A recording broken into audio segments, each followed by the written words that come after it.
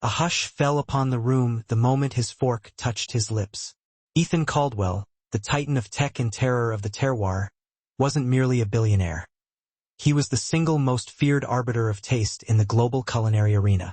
His presence alone could shutter a restaurant. When Ethan demanded an audience with the creator of the dish, it was the restaurant's arrogant, preening head chef, Gustav Thorn, who smoothly stepped out to bask in the expected glory. But Ethan had a single, surgical question that would not only eviscerate Gustav's fraudulent career, but would irrevocably alter the life of a certain waitress. They all dismissed her as a phantom of the front of house, a mere server. They had no idea she was the sole person in that glittering room privy to the billionaire's darkest, most carefully guarded personal secret. Stay until the final bite to witness how the coldest dish of all karma is finally delivered. The pervasive clamor of Lovely, New York's most lavish and aggressively pretentious French establishment, was typically a high-decibel symphony. The aggressive clattering of expensive porcelain, the angry hiss of pans under intense heat, and above it all, the booming, narcissistic roar of head chef Gustav Thorn. To the moneyed patrons dining under the blinding glare of crystal chandeliers, Lovely was an exquisite sanctuary of rarefied taste. To Sarah Miller, the back alley of the kitchen was a cold, caustic prison. "Table 4 needs water, Miller. Move it," Gustav bellowed, his face swelling to a violent shade of purple that stood in stark contrast to the impeccable white of his expensive chef's coat. He punctuated his order by flinging a greasy rag across the service station, the cloth narrowly whipping past Sarah's ear. Sarah didn't so much as flinch. She simply retrieved the water pitcher, her expression deliberately neutral, stripped of all emotion. "Yes, chef," she responded, her voice a barely audible stream. At 26, Sarah Miller carried the weight of 3 lifetimes in her eyes. Exhausted, distant, and perpetually watchful.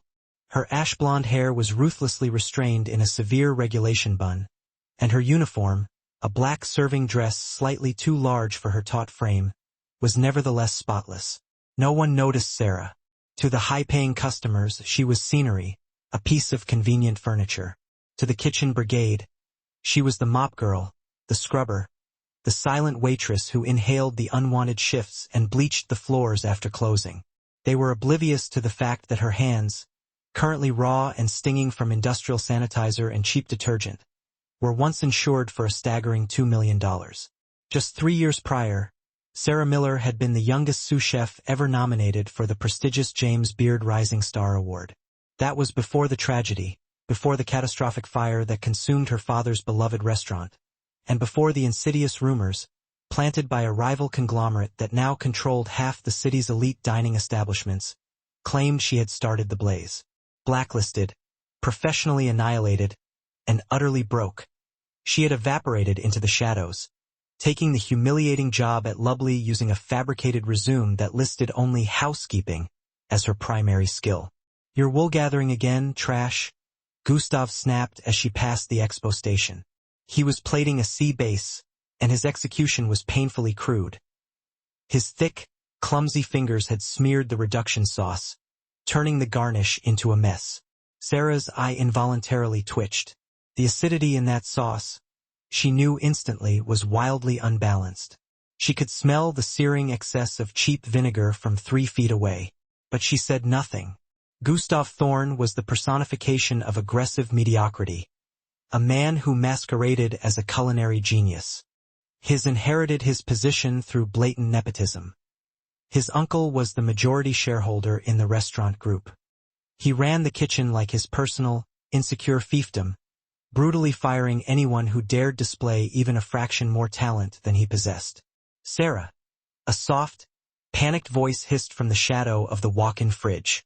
It was Liam, the 19-year-old prep cook, a good kid with a kind heart but hopelessly shaking hands. "I messed up the brunoise. Gustav is going to kill me." Sarah quickly scanned the room. Gustav was preoccupied, loudly berating the sommelier. She smoothly stepped into the kitchen's camera blind spot. In a single, liquid blur of motion, she snatched Liam's heavy-duty knife. Her movements were surgical, fluid, and utterly precise. Chop, chop, chop. In barely 20 seconds, she transformed the haphazard pile of carrots into perfect, uniform cubes, tiny, shimmering jewels of orange. "Clean your station," she murmured, sliding the perfectly wiped knife back to him. "And add a generous pinch of salt to the water before you boil these. It helps retain the color and integrity." Liam stared at her, as he always did, with speechless awe. "How do you do that?" he whispered. "I just watch," she lied, grabbing a heavy tray of dirty glasses, her eyes fixed forward. "I just watch." The long night dragged on, a grueling physical and emotional marathon of relentless abuse.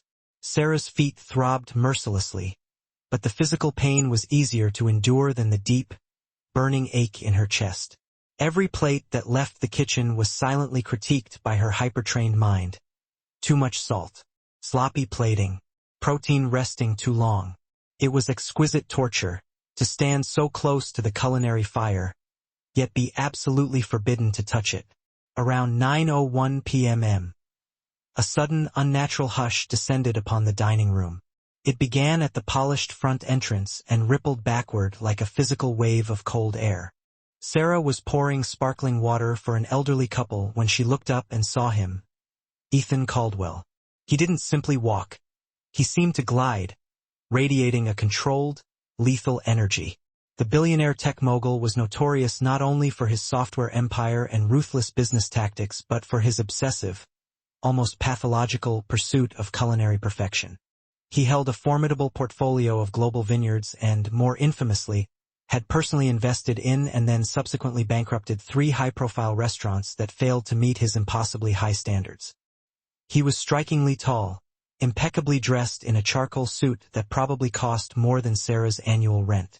His eyes were the color of cold, polished steel, sweeping the room with the focused, predatory intensity of a hawk. Arthur, the general manager, a nervous man perpetually slick with sweat, nearly tripped over his own feet rushing to intercept him. "Mr. Caldwell, we weren't expecting you. Please, the VIP booth is immediately ready." Ethan dismissed him with a flick of his hand, his gaze fixed on the swinging kitchen doors. "I'm not here for the booth, Arthur. I'm here because I heard a rather specific rumor." Arthur began to visibly sweat. "A rumor, sir? I heard that Lovely has, against all odds, managed to source authentic Alba white truffles," Ethan said, his voice smooth as silk but chillingly detached. "And that tonight you are serving the risotto nero, my grandmother's recipe." Sarah froze instantly, the sparkling water pitcher held motionless above the glass. She knew that recipe intimately. It wasn't just a dish, it was a sacred legacy. Ethan Caldwell's grandmother had been Italian culinary royalty, and that precise recipe was a fiercely guarded family secret, published only once in a highly limited edition memoir 40 years ago. Arthur was panic-stricken. He shot a desperate glance toward the kitchen. Gustav had foolishly placed the risotto nero on the menu purely for braggadocio, audaciously claiming he had improved the classic. "Yes, Mr. Caldwell," Arthur choked out, his voice thin and cracking with terror. "Chef Gustav is indeed an expert." "We shall see," Ethan stated simply, taking a seat at a highly visible central table, completely exposed to the room. "Tell him I want it immediately, and tell him this. If it is anything less than perfect, I am pulling my entire investment funding from this restaurant group by the time the check is ready." The stakes instantly became lethal. Sarah finished the pour and quickly retreated to the inferno of the kitchen, her heart slamming against her ribs. She burst through the swinging doors into a scene of absolute pandemonium.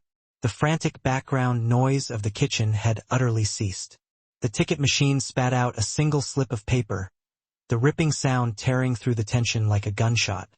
Table 7. Ethan Caldwell. Risotto nero. Gustav stared at the ticket, his face utterly devoid of blood. He nervously wiped his palms on his apron. "He actually came," stammered Roger, the sous chef, a man only marginally less incompetent than Gustav himself. "Chef, we don't have the truffle oil prep ready. And the squid ink? Is it the fresh batch?" "Shut up," Gustav roared, throwing a sauté pan into the sink with a deafening crash. "I am a Michelin star caliber chef. I can make a damn risotto. Sarah positioned herself by the dishwasher, vigorously scrubbing a massive stockpot. Yet her senses were acutely focused on the station. She watched Gustav frantically snatching ingredients, moving too fast, his panic rendering him hopelessly clumsy. She watched him grab the arborio rice. Mistake one, she thought clinically. Caldwell's grandmother specified carnaroli rice. It has a higher starch content and provides a much silkier, more stable texture. She then watched him reach for the white wine. Mistake two. The authentic recipe demanded a delicate splash of dry vermouth, not Chardonnay. And then the fatal error. She watched Gustav pull a pre-made 2-day-old fish stock from the walk-in fridge. No, Sarah whispered under her breath, a pang of professional pain hitting her. It requires fresh shellfish stock, made specifically with the shells of langoustines, simmered for precisely 40 minutes, and nothing more. Gustav was now sweating profusely, the moisture dripping right into the risotto pan. More butter. It needs to be creamy. He shrieked at Roger. Chef, the texture is getting gummy, Roger warned feebly. I said more butter. Sarah could no longer bear to watch the desecration. She grabbed a stack of clean plates and walked past the station toward the pass. As she moved, she caught a devastating whiff from the bubbling pot. It smelled overwhelmingly of heavy cream and fetid old fish. It was going to be a catastrophe. Ethan Caldwell wouldn't just send it back. He would professionally obliterate the restaurants standing via a single, venomous public pronouncement. And if Lubley went down, the innocent staff, Liam, the dishwashers, the servers, would all lose their jobs immediately. Sarah hesitated. She looked across the counter at Liam, who was visibly trembling while attempting to mince herbs. She looked at the faces of the terrified waiters. She had to act. Gustav, Arthur, the manager, burst back into the kitchen, his tie askew. He's waiting. He's asking why it's taking so long. It's coming. Get out, Gustav screamed. He turned his back to the stove to retrieve the sacred truffles from the locked safe. In that critical split second, the kitchen was wholly distracted. Roger was yelling with Arthur, and Gustav was fumbling desperately with the safe combination. Sarah dropped her stack of plates onto the counter with a loud, intentional clatter, creating a sudden, sharp distraction near the exit. Sorry, slippery hands, she called out, ducking low. While every eye was momentarily averted, she moved. It wasn't a conscious decision. It was pure, unadulterated instinct. She didn't approach Gustav's pot. That slop was unsalvageable garbage. She sprinted to the back station, a dead zone usually reserved for forgotten prep. There, a small, perfect pot of fresh langoustine stock was quietly simmering. She had made it herself earlier, secretly, intended only for the staff meal because she refused to eat the slop Gustav fed them. She seized a clean pan, cranked the heat to maximum, added olive oil, then tossed in shallots, finely minced, not clumsily chopped. They hit the hot oil and immediately sizzled, releasing a delicate, sweet aroma. She grabbed the carnaroli rice from the top shelf where it sat gathering dust. She toasted the grains until they were translucent, gleaming pearls. Splash! The dry vermouth, Noy Pratt, the only correct one, hit the screaming hot pan, hissing violently as it deglazed. The smell was sharp, herbal, and perfect. She worked with the inhuman speed of a phantom. Ladle of stock. Stir. Wait. Ladle of stock. Stir. Wait. It was the precise, rhythmic dance she had performed thousands of times in her father's kitchen. Where is the truffle shaver? Gustav bellowed from across the kitchen, still fighting desperately with his gummy mess. I have it, chef, Roger cried. They were so utterly consumed by their own panic that they failed to see the waitress in the back corner, obscured by a high rack of drying pots, cooking not just dinner, but for her life.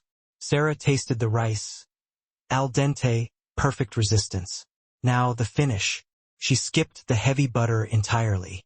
Instead, she incorporated a delicate mascarpone cheese emulsion, the exact secret ingredient from the family memoir that nobody outside the Caldwell lineage ever got right. She whisked it in, turning the black rice into a glossy, velvety masterpiece. Finally, the truffles. She didn't have the specialized shaver. She used a small paring knife, shaving the alba white truffles so exquisitely thin they were practically transparent, allowing them to melt instantly into the residual heat of the rice. Service. Pick up. Gustav screamed, slamming his own dish onto the pass.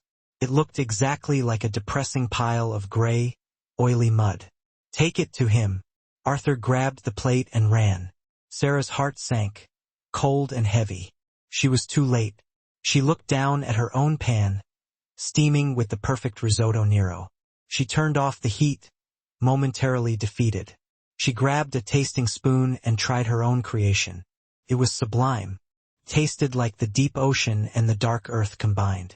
A single hot tear rolled down her cheek. It didn't matter. Gustav's sludge was already on the table. She began to scrape her exquisite risotto into the refuse bin. Suddenly, the kitchen door slammed open violently, rattling the hinges.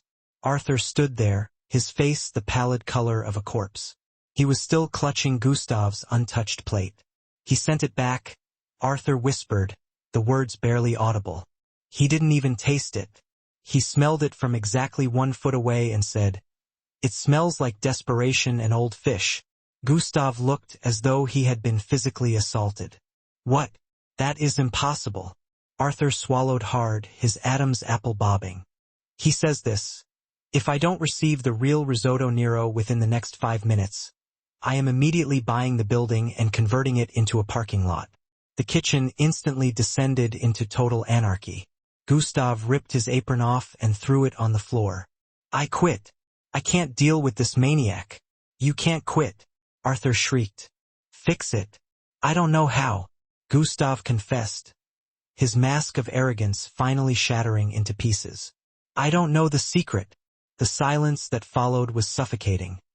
Even the sizzle of the burners had stopped.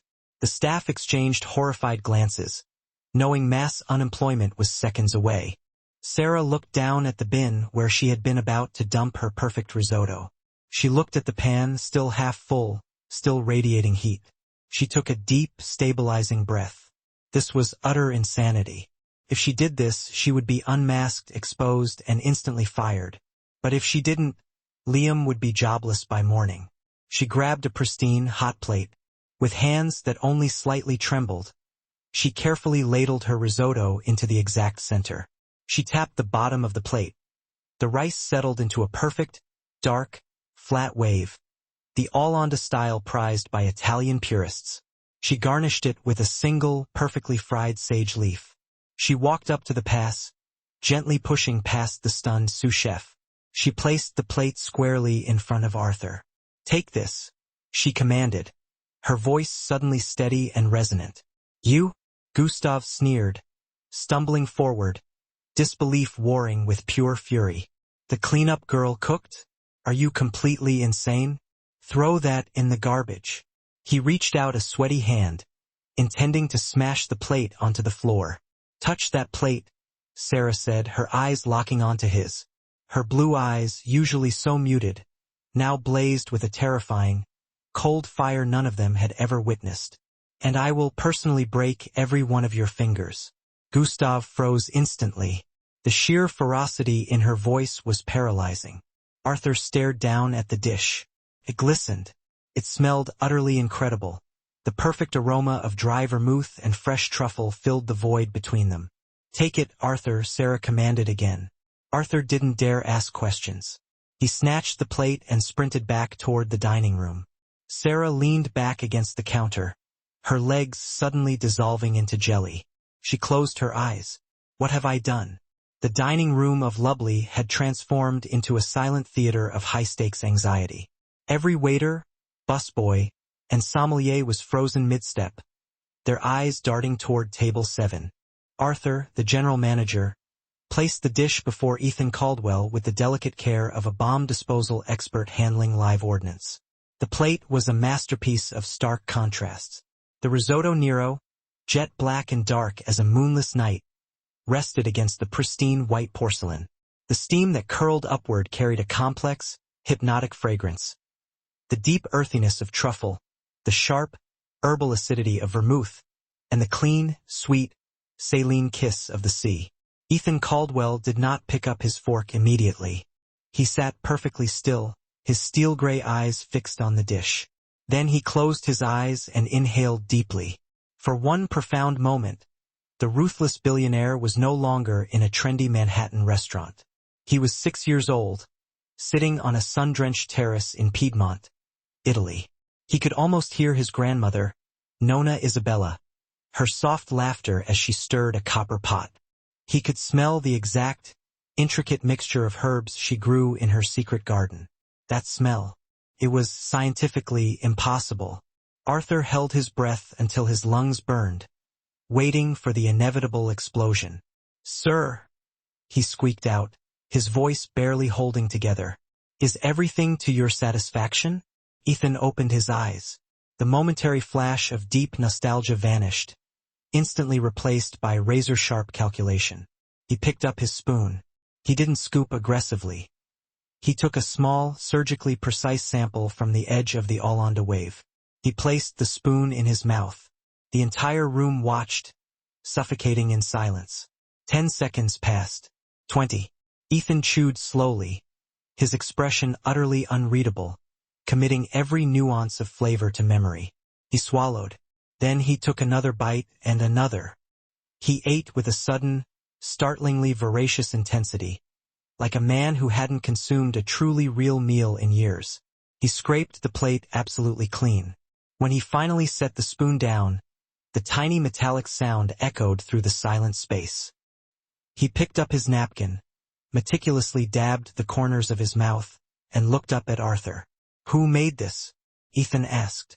His voice was quiet, almost conversational, yet it resonated clearly to the far back corners of the room. Arthur let out a massive breath he hadn't realized he'd been holding. A forced, plastic smile of profound relief plastered itself across his features. "Chef Gustave, of course, sir. He is a master of—" "Do not lie to me," Ethan interrupted, the temperature in the room seeming to plummet 10 degrees below zero. "I know Gustave Thorne's cooking. It is clumsy. It is profoundly arrogant. It relies on heavy creams and excessive salt to crudely mask a foundational lack of technique." Ethan pointed a long, accusing finger at the empty, polished plate. This is soul. This is devastating precision. The acidity was perfectly balanced using a dry vermouth, specifically Noiprat. The impossible creaminess didn't rely on butter. It came from a mascarpone emulsion whisked in at the very last second, completely off the heat. Gustave Thorne wouldn't know how to execute that level of subtlety if his miserable life depended on it. Arthur began to sweat profusely, the collar of his suit instantly dampening. "Sir, I assure you." Ethan slammed his hand down on the table, making the silverware jump violently. "Bring me the chef. Now, the real one. If Gustave Thorne walks out here attempting to claim credit for this dish, I will personally guarantee the utter destruction of his career before dessert is served." Arthur nodded frantically, looking exactly like a man in the terminal stage of a heart attack. "Yes, sir. Right away, sir." He spun on his heel and sprinted back toward the kitchen. Inside the pressurized confines of the kitchen, the atmosphere was funereal. Gustave was pacing back and forth, muttering low, vicious curses. He had already mentally constructed a long list of elaborate excuses for when the plate inevitably returned. The truffles were bad, the stove malfunctioned, the waiter walked too slowly. Sarah was back at the utility sink, diligently scrubbing a massive stockpot. She kept her head bowed, the adrenaline high fading into a cold, dull ache of inescapable dread. She knew she never should have interfered. She had openly humiliated the head chef. Even if the customer adored the food, Gustave's fragile ego couldn't survive the exposure. She would be fired tonight. She was already mentally calculating how much rent she could cover with her meager current savings. The doors burst open again. Arthur ran in, wild-eyed and gasping for breath. "He wants to see the chef." Arthur wheezed, bracing himself against the stainless steel prep table. Gustave instantly straightened his spine, puffing out his chest. A smug, oily grin spread across his face. "He liked it, huh? I knew it." Even with that girl's clumsy interference, my magnificent recipe shined through. He reached up, adjusted his tall, pleated toque, and struck a pose. I shall go accept his well-deserved praise. Get the champagne ready. No, Arthur screamed, grabbing Gustav's arm with surprising force. You don't understand, you idiot. He knows. He knows you didn't cook it. Gustav froze, his face collapsing. What? He ate the entire thing, Arthur hissed, his voice trembling uncontrollably. And then he told me exactly how it was cooked. He mentioned the vermouth. He mentioned the mascarpone. He said your cooking is clumsy, and he demanded to see the person who actually made the dish. Gustav's face drained from furious red to a ghostly, sickly white. He looked at the empty pan Sarah had left on her station. He looked at Sarah, who was wringing out a sponge, her hands soapy and raw. He wants to see her, Gustav whispered, utter disgust dripping from every syllable. He said if the real chef doesn't come out right now, he will burn the restaurant to the ground, Arthur stated grimly. He turned to Sarah. Miller, put the sponge down. Mr. Higgins, I don't speak. Sarah started, startled. Arthur snapped. Just wipe your hands. You're going out there. She can't go out there. Gustav shrieked, gesturing wildly. Look at her. She's wearing a busboy's apron. She smells like dishwater. It is a complete disgrace to the reputation of this restaurant. It is a disgrace to lie to Ethan Caldwell, Arthur retorted brutally. Miller, move now. Sarah's heart hammered against her ribs like a terrified, trapped bird. She slowly untied the heavy, black rubber apron, revealing her simple, slightly wrinkled black serving uniform underneath, complete with a small, unavoidable stain of tomato sauce near the hem. Her hair was starting to escape her severe bun, wisps falling around her pale face. She wasn't a chef. Not anymore. She was a ghost inhabiting a uniform. If you say anything to embarrass me, Gustav hissed venomously into her ear as she edged past him, grabbing her arm with a punishing grip. I will make absolutely sure you never work in a professional kitchen in this city again. You tell him I directed you. You tell him it was my recipe. Sarah wrenched her arm free, her blue eyes colder than steel. Let go of me. She pushed through the heavy swinging doors, leaving the dubious safety of the kitchen behind her. The short walk from the back of house to table 7 felt like an agonizing trek of 1,000 miles. The low murmur of the dining room instantly evaporated as she passed. Women draped in silk dresses and men in flawlessly tailored suits craned their necks to stare at her. Their gazes were heavy with judgment and condescension. Why is the help walking through the dining room? Is she in trouble? Look at her worn-out shoes. Sarah kept her chin lifted high, focusing intensely on a distant point on the far wall, refusing to make eye contact with the wealthy patrons. She had learned long ago that to the rich, the service staff were entirely invisible, until they made a mistake. The mistake had been made. Sarah arrived at the edge of the reserved table where Ethan Caldwell was already waiting. His attention wasn't on her threadbare dress or the scuffed heels she tried to polish. He looked strictly, intensely at her hands, the hands that had both scrubbed pots and crafted art. You, Ethan stated, his voice a low, level monochrome, utterly devoid of warmth or condemnation. You are the one who prepared the risotto. Sarah automatically clasped her hands tightly behind her back, pulling herself into a stance of semi-attention, a reflex deeply ingrained from her rigorous years in culinary school. A loud, disdainful scoff echoed from a nearby velvet booth. They let the dishwasher cook? A wealthy socialite whispered loudly to her oblivious husband, her words laced with disgust. How sanitary! Ethan's steel-gray eyes snapped to the woman, silencing her instantly with the sheer force of his gaze before they returned, piercingly, to Sarah. What is your name? Sarah. Sarah Miller, sir. And your position here, Miss Miller? Server, occasional prep assistant, and dishwasher, sir. Ethan leaned back slightly in the chair, a figure of effortless judgment, studying her like a particularly complex algorithm. A dishwasher? He mused, the word stretched thin. Who seems to know the heritage recipe of the Rossi family better than the supposed executive chef. Truly fascinating. Just then, Gustav erupted at Sarah's side, having followed her out, frantic to seize control of the spiraling narrative. He forced a wide, blindingly fake smile. "Mr. Caldwell," Gustav boomed, his voice too loud for the elegant room, placing a heavy, possessive hand on Sarah's shoulder. The weight was crushing, forcing her slight frame down. He cleared his throat dramatically. "I see you've met our little helper. As I was just explaining to Arthur, I was feeling a touch under the weather today, a slight congestion. So, naturally, I dictated my grandmother's exact recipe to Sarah here, and I meticulously supervised every single step. She merely acted as my hands, you understand. The genius, of course, remains with the—" "Be quiet," Ethan commanded. The words were not shouted, barely above a conversational level. Yet the authority was absolute, vibrating with silent menace. Gustav's jaw snapped shut with an audible, embarrassing click. Ethan slowly rose.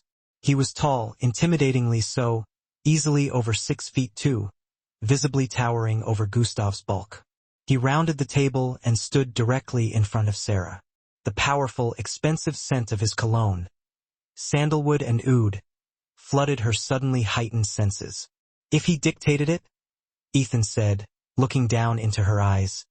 "Tell me, at what precise moment did you incorporate the sage?" It was a blatant trap, a razor-sharp test designed to differentiate the artist from the assistant. Gustav's mouth popped open to interject, but Ethan held up a hand, a single, definitive gesture. "If you speak, Gustav, you are instantly fired. I want her answer."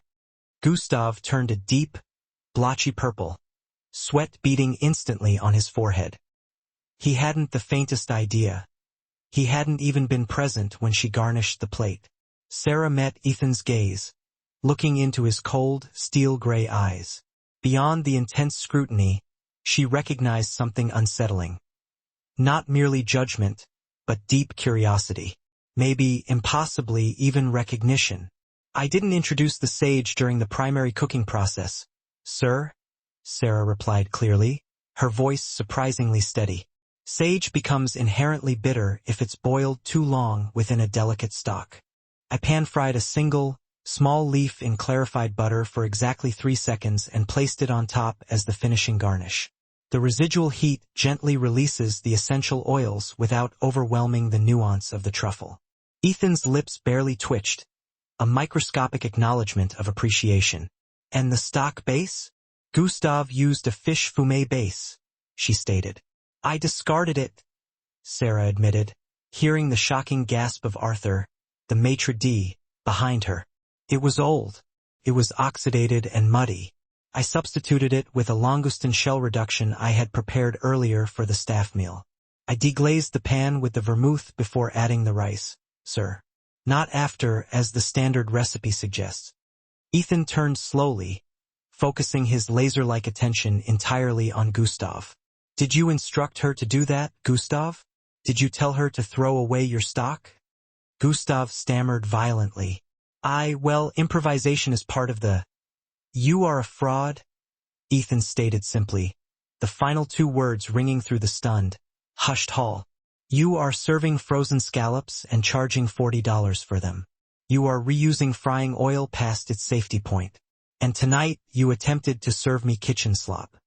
He turned to Arthur, his command final. "Fire him." The room collectively gasped. Gustav's eyes bulged grotesquely. "You can't do that. My uncle owns 30% of this group. And I," Ethan said calmly, smoothly, "own the bank that holds your uncle's debt. As of this morning, I acquired the controlling stake in this hospitality group. I own this building.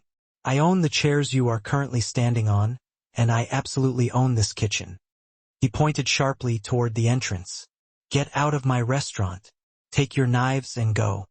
Gustav scanned the faces of the staff, searching desperately for sympathy or support, but found only grim, satisfying satisfaction from the waiters he had abused for years.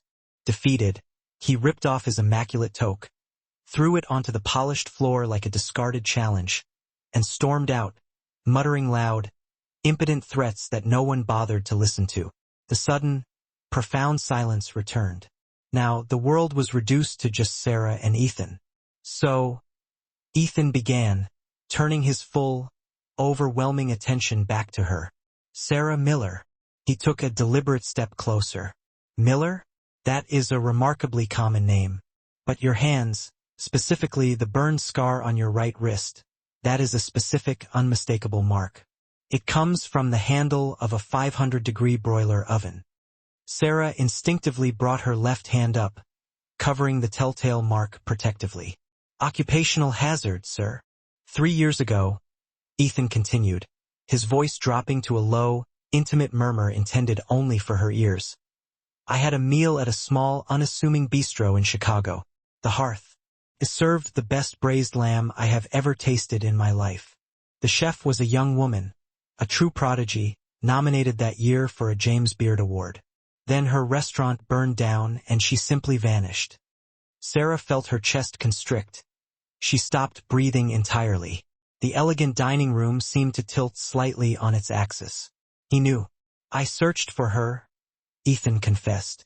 I wanted to hire her immediately, but the police report said she had either fled the country or was unstable, that she started the fire herself in a psychotic episode. He leaned in, his face mere inches from hers. The scent of sandalwood intensified. You aren't a dishwasher, Sarah. You are the ghost of Chicago. Sarah's eyes instantly welled up with sharp, hot tears. She fiercely fought them back. She had spent 3 agonizing years hiding, scrubbing sticky floors and washing mountains of dishes to pay off the crushing debts her late father had left behind, hiding from the vicious investors who blamed her for the disaster. I'm just a waitress, Mr. Caldwell, she whispered, her voice fracturing under the strain. Please, I just need this job to survive. No, Ethan said, his voice firm and absolute. You don't need this job. He turned abruptly to face the stunned, quiet dining room. He grabbed a clean wine glass and gently tapped it 3 times with a spoon. Clink, clink, clink. Ladies and gentlemen, Ethan announced, his voice carrying easily over the sudden silence. The kitchen is officially closed for regular service. You will all be generously compensated for your meals and your inconvenience. He turned back to Sarah, his eyes alight with something predatory. I have an appetite, Miss Miller, and 1 plate of risotto did not remotely satisfy it. I want to know if tonight was a fluke, a lucky, isolated accident. He made a sweeping gesture toward the gaping open kitchen doors. I am challenging you. 1 hour. 3 courses. Use whatever ingredients, however meager, you can salvage from that kitchen. If you impress me, if you prove that you are undeniably the chef I believe you are, I will wipe your debts completely clean. I will give you a blank check to start any restaurant anywhere you desire. The offer hung suspended in the charged atmosphere like a flawless, impossibly large diamond. It was everything she had ever dreamed of. It was absolute freedom. And if I fail? Sarah asked, her voice dangerously trembling, acknowledging the sheer weight of the gamble. Ethan's expression hardened, becoming a severe mask. Then you must leave New York, and you will never cook again, because I cannot tolerate the sight of wasted, brilliant talent. He calmly sat back down in his chair, folding his arms across his chest. Your hour starts now. Sarah stood frozen for 1 crucial heartbeat, the impossible weight of the gamble nearly crushing her. Then she looked at the kitchen. She looked at the suddenly empty station where Gustav used to exert his tyrannical control. She looked at Liam and the other line cooks, who were watching her with wide, hopeful eyes, sensing revolution. She tightened her messy ponytail. She rolled up the sleeves of her oversized black server dress, revealing the burn scar. Yes, chef, she whispered, the title feeling like a forgotten promise. She turned and sprinted back into the kitchen. The instant Sarah crossed the threshold, the atmosphere dramatically shifted. It was no longer a place of servitude and oppression. It was an arena. She didn't walk to the dish pit. She walked straight to the gleaming stainless steel pass, the captain's bridge of the entire operation. Listen to me. Sarah's voice wasn't loud, but it possessed a steel core that instantly sliced through the confused murmurs of the staff. "We have exactly 60 minutes. We are going to feed the most dangerous, most powerful critic in the entire world. If we win, you all keep your jobs, and this place changes forever. If we lose, this entire establishment closes tonight. Who is with me?" Liam, the young prep cook, stepped forward immediately, clutching his vegetable knife protectively like a sword. "I'm with you, Sarah." Roger, the grizzled sous chef who had openly mocked her for months, hesitated. He glanced toward the swinging door where Gustav had fled. Then, looking at the fierce, undeniable determination blazing in Sarah's eyes, he threw his stained kitchen towel onto the counter in surrender. "Gustav was a tyrant," Roger growled. "I never liked his seasoning anyway. What do you need, chef?" Sarah nodded, a spark of pure relief in her eyes. "Roger, I need protein. What do we have?" "The walk-in cooler with the wagyu and the lobster is locked."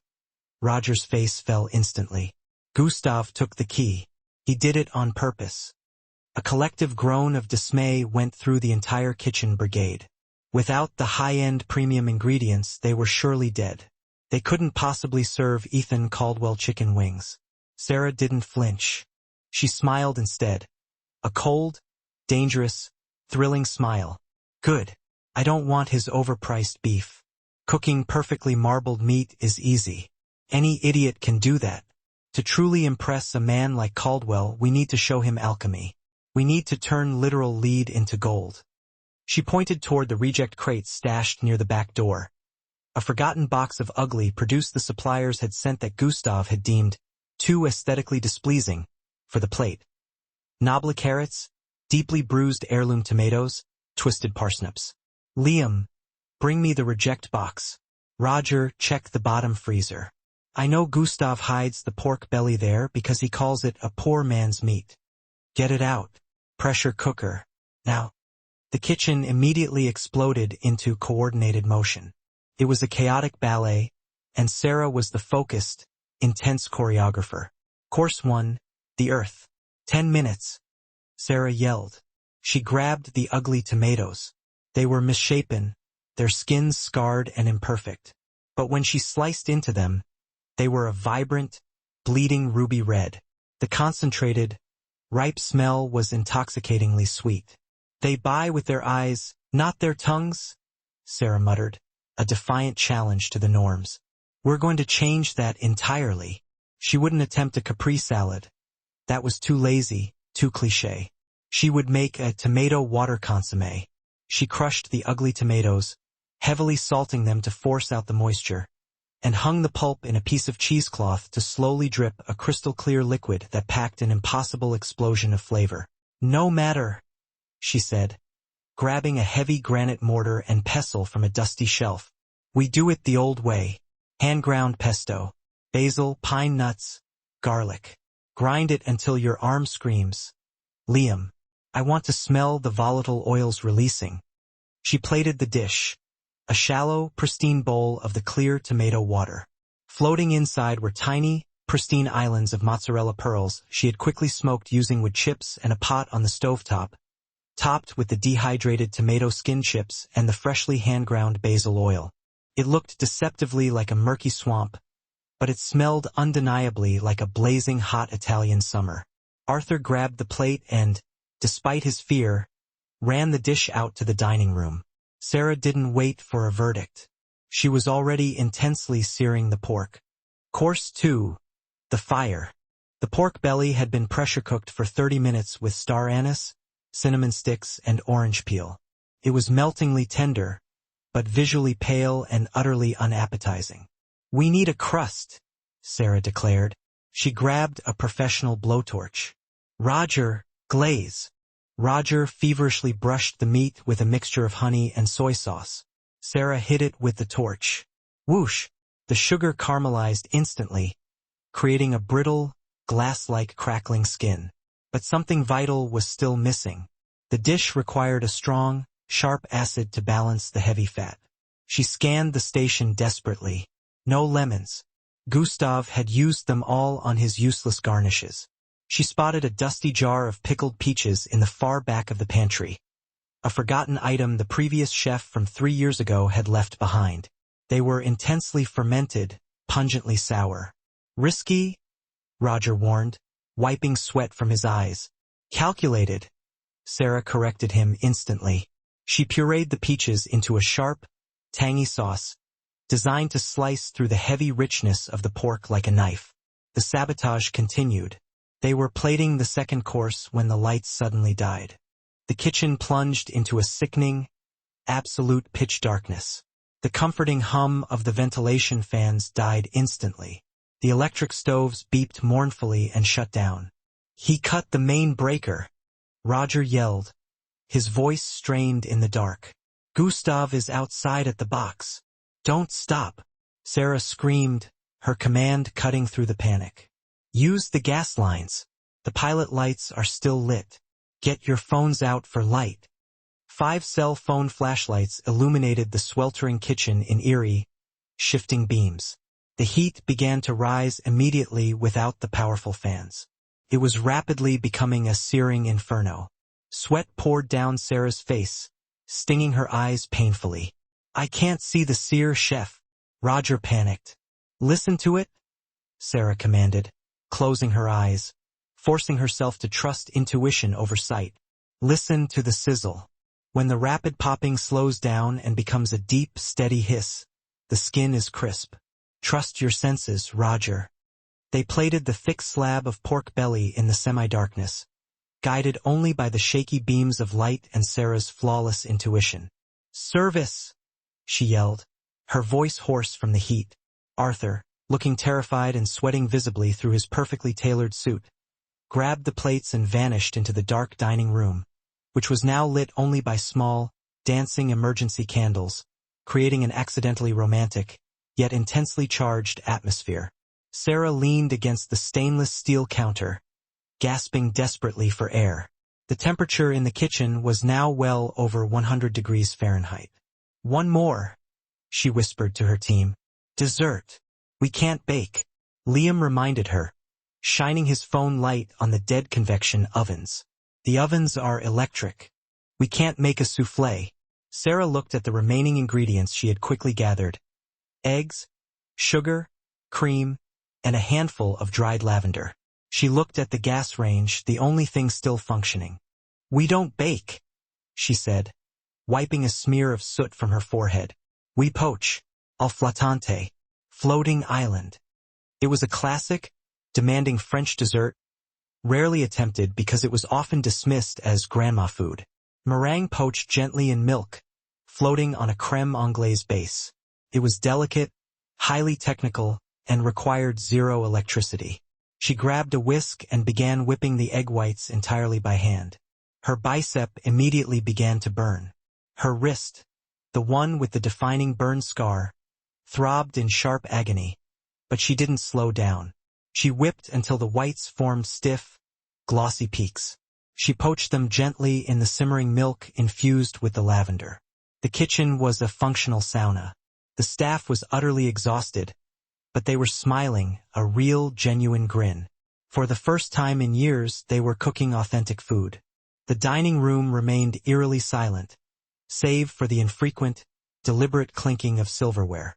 The power outage had successfully driven away the casual diners, but the VIPs and the curious had stayed, sensing a historic drama unfolding. Ethan Caldwell sat alone at his table, a single emergency candle illuminating the severe planes of his face. He looked exactly like a judge presiding over a capital case. Arthur placed the first course, the tomato water consommé, in front of him. "The power is out, Mr. Caldwell," Arthur apologized unnecessarily. "The chef," she improvised. Ethan looked at the clear liquid. It looked deceptively like simple water. He took a sip. His eyes widened noticeably. The flavor was explosive, the very essence of tomato, purified and impossibly distilled. It was clean, brutally honest, and incredibly sophisticated. It instantly reminded him of the purity and lack of compromise he sought in his coding algorithms, in his complex business dealings. No hiding places. He savored the smoked mozzarella, the light smoke pairing perfectly with the subtle sweetness of the liquid. "Next," he commanded without looking up. The glazed pork belly with fermented peach arrived. Ethan cut into the meat. It simply fell apart under the pressure of the fork. The skin cracked with a satisfying, sharp snap. He took a bite. The richness of the pork was intense, bordering on too much, until the fermented peach hit his palate. The aggressive acid instantly cut through the heavy fat like a laser beam. It was bold, it was audacious. It was the kind of reckless flavor combination that only someone who had absolutely nothing left to lose would attempt. He gently put his fork down. He didn't wait for the third course. "Bring her out," Ethan said, his voice flat. "Now." Arthur signaled immediately to the kitchen. Sarah walked out. She looked like a complete wreck. Her hair was frizzy and wild from the suffocating humidity. Her face was smudged with soot and oil. Her apron was heavily stained with the sticky peach puree. She looked like a weary soldier staggering off a brutal battlefield. She approached the table. She didn't bow or curtsy. She stood tall, meeting his gaze. "The lights went out," Sarah said, her voice raspy from the heat. "We improvised." "I know," Ethan said softly. "I saw Gustav running from the fuse box outside. My security team has detained him." Sarah exhaled sharply, her shoulders slumping just slightly in sudden, involuntary relief. "Oh!" Ethan stood up again. He walked around the table, deliberately ignoring the stares of the remaining, captivated patrons. He stopped directly in front of her. "The tomato water," he said, his voice barely above a whisper. "That technique is from the Purse Cookbook 2010 edition. But the smoking of the cheese, that's classic Texas Southern barbecue. Where did you learn that specific detail?" "My father," Sarah admitted, her throat tightening painfully. "He ran a small barbecue shack in Texas before he moved us to Chicago to open the hearth." Ethan nodded slowly, absorbing the context. "And the fermented peaches?" "My grandmother." A faint, distant memory touched her eyes. "She canned them every summer. She always said, 'Sweetness needs time to turn into something interesting.'" Ethan took another step closer. The space between them was now charged with a raw, electric tension that far surpassed the subject of food. "3 years ago," Ethan began, lowering his voice to a gravely intimate register, "I read the police report concerning the fire at the hearth. The investigators claimed the gas line was deliberately tampered with. They found your fingerprints on the wrench they recovered." Sarah instinctively flinched away, the memory of physical pain. "I was trying to fix it. I smelled the leak. I rushed to tighten the valve, but it was already stripped. Someone had sabotaged it immediately before I got there. But because I was the only one with the kitchen key that night, they blamed me. The insurance company used it as justification to refuse payment." Ethan recited the facts clinically, like reading an indictment. "Your father died of a stress-induced heart attack 2 weeks later, and you were publicly branded an arsonist." "I didn't do it," Sarah whispered, the fought-back tears finally spilling over, hot tracks in the soot. "I loved that kitchen. It was my entire life." Ethan reached out his hand. For a terrifying second, Sarah thought he might strike her in anger. Instead, he gently wiped a smudge of soot from her cheek with his thumb. His skin was surprisingly cool against her burning, feverish face. "I know you didn't do it," Ethan stated. Sarah froze, staring at him. "What?" "I investigated the fire myself," Ethan revealed, the gravity of the confession hanging in the silent air. "Not as a critic, but as an interested investor. I was planning to buy into the hearth the week after it burned. I hired a private investigator." He reached into the inner pocket of his jacket and pulled out a single, folded piece of paper. "We found obscure footage from a security camera across the alley. It was grainy, so the police immediately dismissed it, but my tech team enhanced it digitally." He unfolded the paper carefully. It was a single, stark, still image. It showed a man leaving the back door of the hearth 10 minutes before the devastating explosion. He was visibly holding a wrench. Sarah looked at the photograph. Her blood turned instantly to ice in her veins.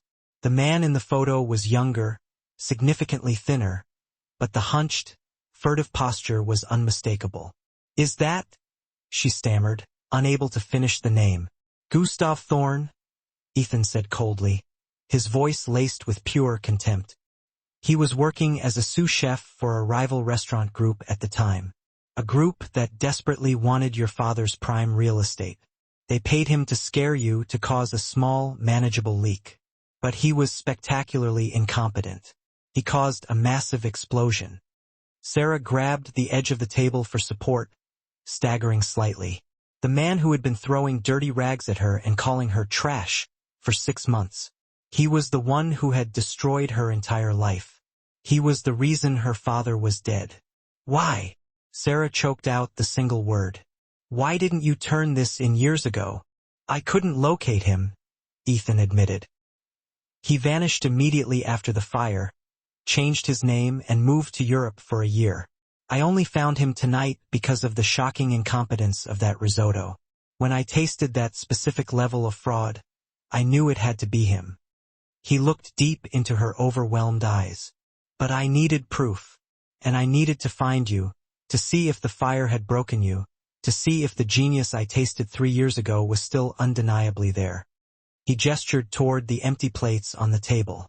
"You cooked in the pitch dark, Sarah. You cooked with ingredients he deemed trash, and you created the best meal I have had in New York City in a decade." Sarah was trembling uncontrollably, the force of the vindication almost physically overwhelming. "So," Ethan said, a rare, genuine smile finally touching his lips, momentarily softening his features. "Are we going to serve dessert? Or are we going to call the police?" Before Sarah could even formulate a rational answer, the front doors of the restaurant banged open violently. Gustav Thorn burst back inside. But he was not in handcuffs. He was flanked by 2 large, menacing men in cheap, ill-fitting suits, private security, and a tall, skeletal man in a pristine tuxedo. It was Mr. Sterling, the owner of the building, and, critically, Gustav's uncle. "Get away from her!" Gustav shrieked, pointing a shaking, accusatory finger at Sarah. "That woman is a trespasser. She has no right to be cooking in my kitchen." Mr. Sterling marched forward, his face livid with fury. "Mr. Caldwell, I must firmly ask you to step away from the hired help. We are pressing immediate charges against this girl for vandalism and blatant theft of company property. And as for you, you have zero authority to fire my nephew." Ethan turned slowly to face them. His face instantly shifted from the brief warmth he had shown Sarah back to a terrifying mask of icy, impenetrable calm. "Mr. Sterling," Ethan said, his tone deceptively pleasant, "I was sincerely hoping you would show up tonight. Mr. Sterling, the building's owner, and Gustav's uncle, the monstrously wealthy Mr. Sterling, stomped toward table 7. He moved not with the grace of an owner, but with the brutal, targeted gait of a predator, like a bulldog stuffed into an ill-fitting, expensive tuxedo. 2 hulking security guards shadowed his elbows. His face was a dangerously high shade of mottled purple, nearly apoplectic with unleashed fury. "You have 5 seconds, Sterling spat, leaning down until his breath stank of expensive cigar smoke, "to explain why you are trespassing in my kitchen."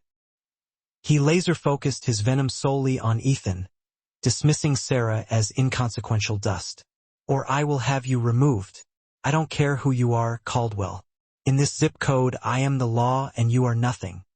Sarah instinctively recoiled, the cold, familiar terror of her past rising like bile.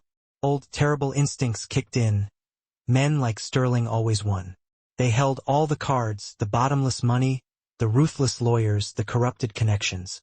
They were untouchable. Ethan, however, remained utterly unruffled. He didn't even blink. He took a slow, measured sip of the ruby-red wine, the silence stretching taut across the dining room. He lowered the glass, setting it down with a single, deliberate, crystalline clink that echoed louder than Sterling's roar. "Mr. Sterling," Ethan began, his voice dangerously low, almost a whisper, yet carrying an utterly terrifying calm. I believe you are currently operating under a severe and rather costly misconception regarding the ownership structure of this entire establishment. I own the deed, Sterling barked, momentarily thrown off balance by Ethan's lack of fear. You built it on a specialized commercial loan from Vanguard City Bank. Ethan corrected smoothly, his expression never changing. A loan that came with a strict, non-negotiable clause regarding management stability and operational integrity. He paused for effect, letting the cold reality sink in. 20 minutes ago, precisely at the moment your idiot nephew was committing a felony by sabotaging the fuse box, an act which my security team conveniently caught on dash cam, my legal associates successfully purchased that entire loan portfolio, and I am declaring it in default, effective immediately. Sterling turned a sickening, mottled shade of ash gray, the purple rage draining instantly away. You can't possibly do that. I just did, Ethan stated simply, rising slowly to his full, imposing height. The electronic transfer cleared moments ago. This building, the kitchen, the linens, the wine cellar, everything, is now the sole property of Caldwell Holdings. Ethan leaned forward slightly, his eyes cold steel. Now, get off my property. He then turned his attention to the two massive security guards who had been flanking Sterling. You two work for the building, correct? Congratulations. You now work for me. I'm doubling your hourly rate, retroactive to this moment. Escort Mr. Sterling out. The guards didn't hesitate for a second. Loyalty to a paycheck immediately superseded loyalty to an abusive employer. They stepped away from the now deflated Sterling and instantly aligned themselves behind Ethan. This is utterly insane. You can't. Sterling screamed, thrashing uselessly as the guards clamped their massive hands onto his arms. Gustav, do something. Gustav, who had been hiding, pale and trembling, behind his uncle, desperately scanned the room for any possible exit. But just then, the heavy front doors swung open again. Detective Vance walked in, his gaze sharp and professional, flanked by two uniformed patrol officers. Ethan gave the detective a slight, confirming gesture. Detective, Ethan announced clearly for the entire hushed room to hear. I believe you have an open warrant for an arson case in Chicago involving a Mr. Gustav Thorne. Ethan cleared his throat softly. Gustav's knees immediately gave out beneath him. He didn't drop to the floor. Instead, he collapsed heavily onto a plush, velvet dining chair, sobbing uncontrollably. It wasn't me. It was him. He made me do it. He pointed a shaking, betraying finger directly at Sterling. My uncle. He told me to create a problem for Sarah's father to drive down the property value.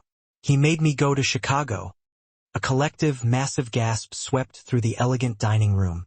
Sarah clamped a hand over her mouth, hot tears instantly springing to her eyes. This was it. The full, unvarnished confession she had waited 3 agonizing years to hear. You rat! Sterling roared, struggling fiercely against the guards who now held him tightly. I told you to cause a leak, not blow the bloody place up. I have the texts. Gustav shrieked hysterically, waving his phone in the air like a desperate flag. I kept everything. Detective Vance smoothly relieved Gustav of the phone. He glanced quickly at the screen, confirming the evidence, then looked up at Sarah, offering a gentle, solemn nod. Ms. Miller, this is more than enough evidence. We are reopening the case immediately. Your name is cleared. The relief was not just emotional. It was a devastating, physical weight lifting off Sarah's chest. The shame, the years of hiding her identity, the late nights scrubbing floors until her back ached. It was finally utterly over. The entire dining room erupted in spontaneous, genuine applause as the police officers efficiently handcuffed the 2 men and marched them out, their cries of protest fading quickly down the street. Ethan waited patiently for the sound of the police sirens to completely disappear before turning to the stunned but grateful staff. Everyone, he instructed, his voice authoritative but kind. Go home. You will be paid a full bonus for the week. He cleared his throat. We are closing immediately for extensive renovations. As the staff cheered, grabbing their coats and dispersing excitedly, Arthur, the long-suffering floor manager, lingered nervously near the bar. "Mr. Caldwell," he swallowed hard. Am I fired? You enabled Gustav's appalling behavior for months," Ethan said flatly, his expression cold. "But you also refused to stop Sarah tonight when Sterling ordered you to. That shows a modicum of integrity." Ethan paused. "You're demoted to assistant manager. You will report directly to the new executive chef." Arthur nodded vigorously, his relief palpable, bordering on worship. "Thank you, sir. Who, if I may ask, is the new chef?" Ethan turned, his gaze settling on Sarah. She was staring down at her hands, the same hands that had been forced to wash dishes, the hands that had created magic out of scraps and garbage just moments before. "Well?" Ethan asked, extending a hand not in dominance, but in partnership. "Are you ready to sign the contract, Chef Miller?" Sarah looked up, her eyes still red-rimmed from tears, but her smile was suddenly blinding, radiating pure victory. She took his hand, her grip firm. "I have conditions." Ethan raised a skeptical eyebrow, a glimmer of humor in his eyes. "Negotiating with a billionaire, are we?" "First," Sarah stated firmly, laying down the law, "no frozen scallops. Ever." "Agreed." A culinary crime, Ethan conceded easily. "Second, Liam becomes my sous chef. Immediately. Done. He's earned it. And third," Sarah's voice softened, filled with deep meaning, "change the name. Luby means the forgotten. I don't want to be forgotten anymore. I want to call it the hearth." Ethan squeezed her hand, a rare, genuine smile transforming his usually severe face. "The hearth it is, chef." 1 year later, the line for the grand opening of the Hearth NYC snaked entirely around the block, a velvet rope holding back the enthusiastic crowds. The entire international food world was buzzing about the Phoenix chef, the culinary prodigy who had successfully risen from the ashes of disgrace and servitude. Inside the immaculate, hyper-efficient kitchen, the environment was a sanctuary of focused calm. There was no screaming, no panic, just the rhythmic, precise chop-chop-chop of dozens of knives and the hiss of perfectly controlled heat. Sarah stood confidently at the pass, wearing a pristine white chef's coat, her name, Chefess Miller, embroidered in thick gold thread. "Service," she called out, sliding a faultless plate of smoked truffle risotto to a waiting server. Her eyes drifted automatically to table 7. Ethan was there, exactly as he had been every single night for the past year. He wasn't wearing a power suit. He was relaxed in a simple dark sweater, watching her with an intense, proprietary focus that had nothing whatsoever to do with corporate business or investments. Sarah finally walked out of the kitchen and over to the table. "How is it?" Ethan took a slow, appreciative bite, savoring the complex layers of mascarpone and vermouth. He chewed thoughtfully. "It lacks something vital." Sarah momentarily panicked. "What?" "The acidity is perfect. I used the reduced white wine." "It lacks a companion," Ethan murmured, gesturing gently toward the empty chair across from him. "Sit with me, Sarah. Liam has the kitchen under control." Sarah glanced back. Liam gave her a sharp, confident thumbs up. She smiled, untied her heavy apron, and sat down. Ethan poured her a glass of crisp wine. Under the white linen tablecloth, his hand found hers, his thumb delicately brushing the pale, burned scar on her wrist.